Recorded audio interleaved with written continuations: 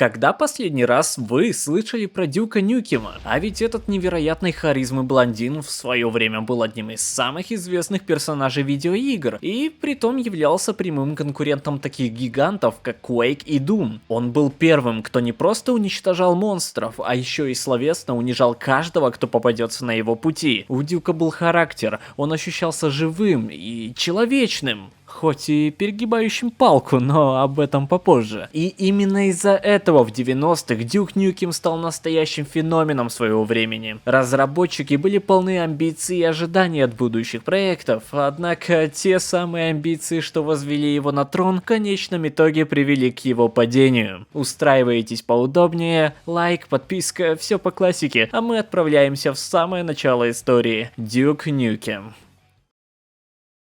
Прежде чем начать, думаю, правильно было бы рассказать о Apogee Software, создателе Дюка. Прежде чем стать таким карикатурным блондином с сигарой, Дюк Нюкем был достаточно серьезным персонажем, хотя и несколько шаблонным. Его создание возглавляли Тодд Реплогл, Джордж Бруссард, Ален Блюм и Скотт Миллер. Эти ребята не только революционизировали ПК-гейминг с помощью кода, но также и через модель распространения Shareware, где разработчики бесплатно раздавали первый эпизод игры, тем самым подсаживая игроков на крючок. Да-да, это были эпизодические игры до всех этих ваших Life is Strange и The Walking Dead. Выпущенная 1 июля 1991 года, оригинальная игра Duke Nukem, которую на короткое время переименовали в Duke Nukem, чтобы избежать предполагаемого конфликта торговых марок со злодеями из мультсериала Captain Planet. Оригинальная игра Duke Nukem стала достаточно знаковым тайтлом для MC-DOS. Действие разворачивалось в недалеком будущем 1997 года, где Дюку предстояло остановить безумного ученого доктора Протона и его армию техноботов. Игра представляла собой, неожиданно, 2D-платформер с реально крутой для того времени проработкой деталей. Например, если выстрелить в ножку индейки, которая восстанавливает здоровье, то она станет приготовленной и в таком виде восстановит еще больше здоровья. А банки колы тоже можно застрелить, и тогда они становятся оружием и наносят урон врагам. Либо собрать их и в таком случае получить очки. Ракеты при взрыве уничтожают часть уровня, а ящики-ловушки покрывают поверхность огнем. Цель у игры до нельзя проста. Фармить очки, чтобы выебываться перед друзьями и найти выход на следующий уровень. Естественно, постаравшись не умереть от роботов и ловушек, раскинутых даже в самых неожиданных местах. Да блять, меня в воздухе подбили. Но и, естественно, выход этот будет закрыт на ключ, который находится в другой части карты. Из действительно интересных фишек для того времени являлось наличие инвентаря, где Дюк мог хранить найденные им ключи, крюк-кошку и другие предметы. И в итоге, после релиза, игра имела ошеломительный успех на рынке. В первую очередь, благодаря ранее упомянутой модели распространения Shareware. Успех утвердил Apogee как уверенного конкурента в жанре экшн-платформеров для ПК. Игра продалась тиражом примерно в 70 тысяч копий и, по мнению игровых журналов, без сомнения являлась лучшим платформером для ПК. Всего 2 года спустя Apogee выпустила Duke Nukem 2. Йоу, окей, это крутая загрузка. Типа, честно, но вот это выглядит круто. Сиквел, который улучшил практически каждый аспект оригинала. Этот тайтл ознаменовал переход от EGA к VGA графике. И, прошу заметить, скачок этот реально ощутим. Это позволило авторам создать значительно более детализированные спрайты и фоны. Дюк перестал быть набором пикселей и превратился в детализированный спрайт с отчетливыми анимациями, а также заимел голос. I'm back. Сюда он бэк. А вот геймплей мало чем изменился относительно первой игры серии. Игрок все точно так же исследует уровень, стреляет в разные объекты, собирает предметы и ищет выход из уровня. В игру добавили новые виды оружия, характеристики старого изменили. Можно передвигаться ползком, стрелять вверх, пользоваться лестницами. И в целом могу сказать, что геймплей стал немного быстрее, чем в предыдущей игре. Также представили выбор из 3 уровней сложности, но... Многие уровни по-прежнему представляют собой просто скучные лабиринты, в которых легко заблудиться, и удовольствия это приносит мало. В общем, игра ощущается как расширенная версия оригинальной части. Хорошие моменты улучшены, но в то же время недостатки остались неустраненными. Но это совершенно не помешало игре стать одной из легендарных ПК-сайт-скроллеров своего времени.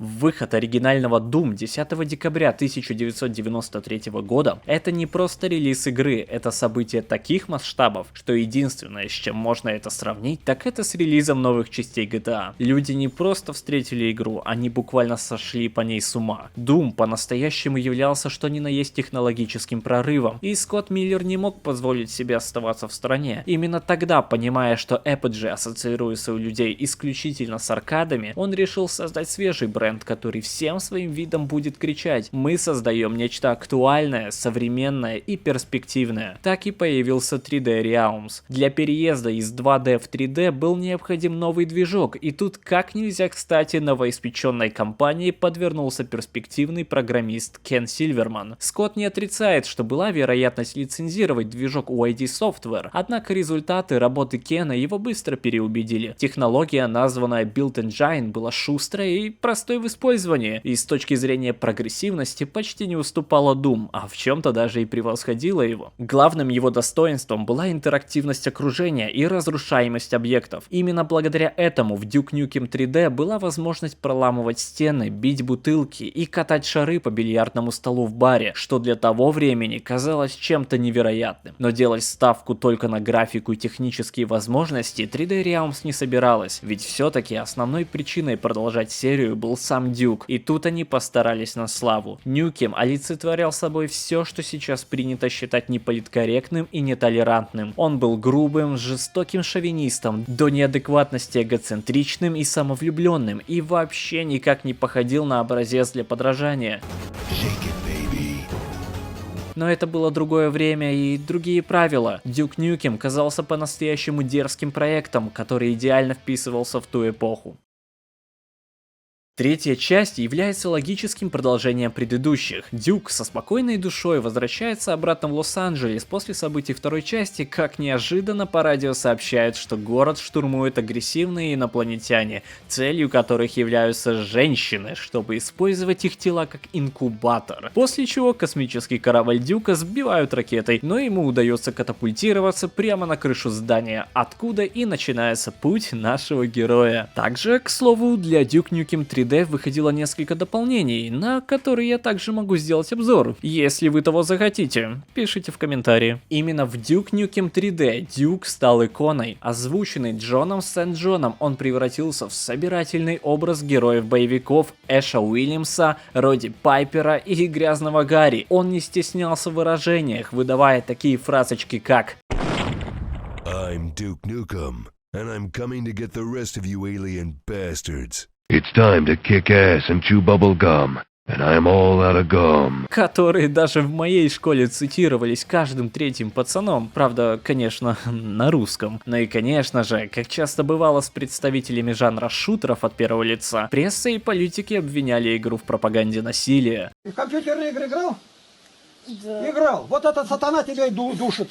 Кровь казалась критикам слишком красной, убийства монстров и уродов слишком жестокими, поведение Дюка слишком агрессивным. Отдельной строкой шли обвинения в сексизме. Общественность просто взрывалась от того, что Дюк мог платить стриптизершам за шоу. И самое смешное, именно этот развратный уровень с улицы Красных Фонарей был в бесплатной шарвер-версии, в которую играли все школьники мира. Да, скверные манеры стоили Дюку продаж в строгих странах вроде Германии или Австралии, но кого это волновало летом 96-го? Успех был таким, что разработчики превратились в работников почты. Как эмоционально рассказывал Джо Сиглер, заказов было чертовски много. Мы сняли новый офис, завалили его горами коробок, и всей командой от программистов до художников стояли и упаковывали диски. Успех и популярность Duke Nukem 3D и ее влияние на аудиторию трудно переоценить. При бюджете в $300 000 продажи игры превысили 3,5 миллиона копий и сделали разработчиков разработчиков безумно богатыми. Игра стала своего рода мостиком между шутерами старого типа вроде Doom и тем, что мы имеем сейчас. Разумеется, надо было ковать железо, пока горячо. Не прошло и пары месяцев, как 3D Realms анонсировала прямое продолжение Duke Nukem Forever. Имя, которое со временем стало даже более легендарным, чем оригинал. Вот только слава это оказалась совсем иного типа.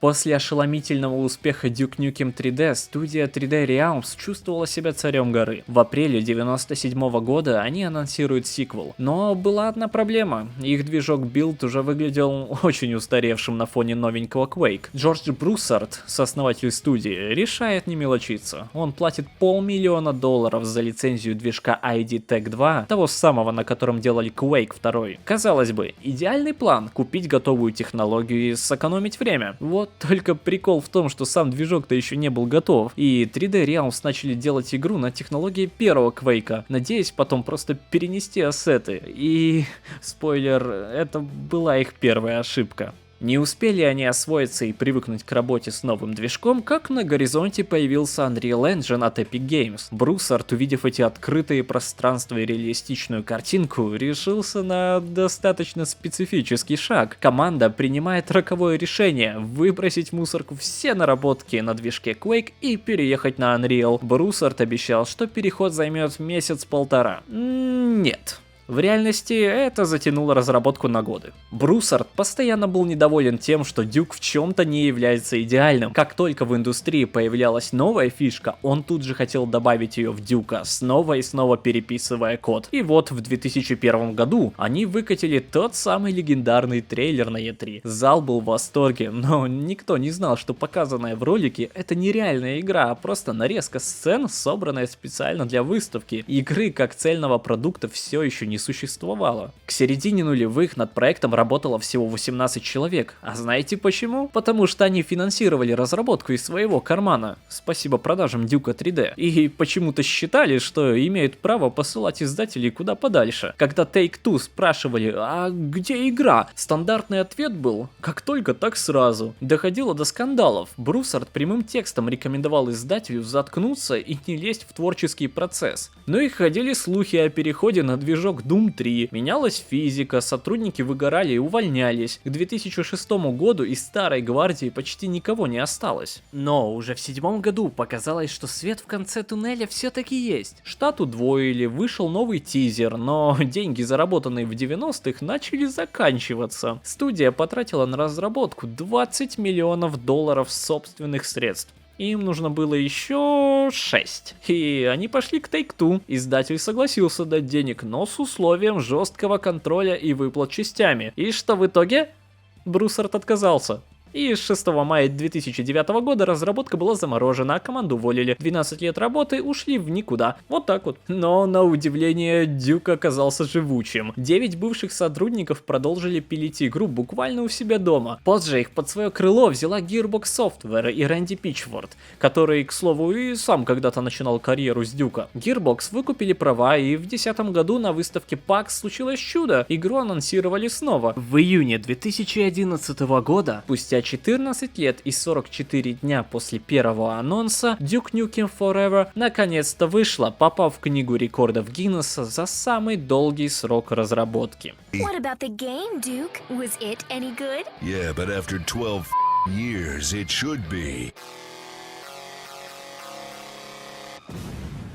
Давайте на секунду вернемся назад во времени. На дворе 2011 год. Только что вышли Portal 2, Crysis 2, все играют в Call of Duty Black Ops, и тут врывается Duke. Первые минуты игры вызывают смешанные чувства. Картинка вроде бы и неплохая, но какая-то пластиковая, что ли. Движок игры — это сильно модифицированный Unreal Engine 2.5, то есть технология, которая была актуальна еще во времена Splinter Cell Chaos Theory, пытаясь выдавать картинку уровня 2011 года, и в итоге имеем, что имеем. Но главная проблема была не в графике. Проблема была в том, что игра не знала, чем она хочет быть. За 14 лет разработки Duke'a шутеры конкретно изменились. Появился Halo, появился Call of Duty, и Duke вместо того, того, чтобы отстаивать то, в чем он был настоящим королем, попытался подражать новичкам. Также из существенных минусов, по моему мнению, это ограничение на 2 оружия. В Duke Nukem 3D ты мог держать до 8 видов оружия: пистолет, дробовик, ракетница, заморозка, чё душе угодно. Forever тебе говорят 2. 2 основных, 2 дополнительных. Удачи. Это убивало всю тактическую вариативность. Зачем мне носить с собой интересную уменьшающую пушку, если патроны к ней и так редкие, а слотов всего 2? Ну и да, регенерация хп. Вместо аптечек у нас теперь шкала эго. Спрячься за ящик, подыши 5 секунд, и твое эго восстановится. Ебать, я чё, в колду играю? Представьте, если бы нечто такое было бы в новых Doom. А вот насчет локаций мне в целом сказать нечего. Типичные уровни старенького шутера. В то время они везде выглядели плюс-минус одинаково. Правда, никогда не забуду, как меня в детстве впечатлил уровень The Hive. Травма на всю жизнь. Разработчики так гордились своей интерактивностью, что напихали ее везде, где не надо. Помните те самые физические загадки? Перетащи бочку, чтобы запрыгнуть на уступ, покрути вентиль, нарисуй что-нибудь на доске, машинка на радиоуправлении, от которой у меня все взорвалось. И да, самой проработанной механикой в игре стала возможность взять из унитаза каловую массу и швырнуть ее. Метафора, которую даже и придумывать не надо. Но хуже всего состарился сам Дюк. В 90-х он был пародией на боевики 80-х, и это было смешно. Но в 11-м году это было ужасно. Игра пытается показаться взрослой и крутой, но в итоге мы имеем героя, который просто крутой, потому что это круто быть крутым, и если тебе сосут близняшки, пока ты играешь в игру про самого себя, то это тем более круто. Круто вдвойне, круто, бля.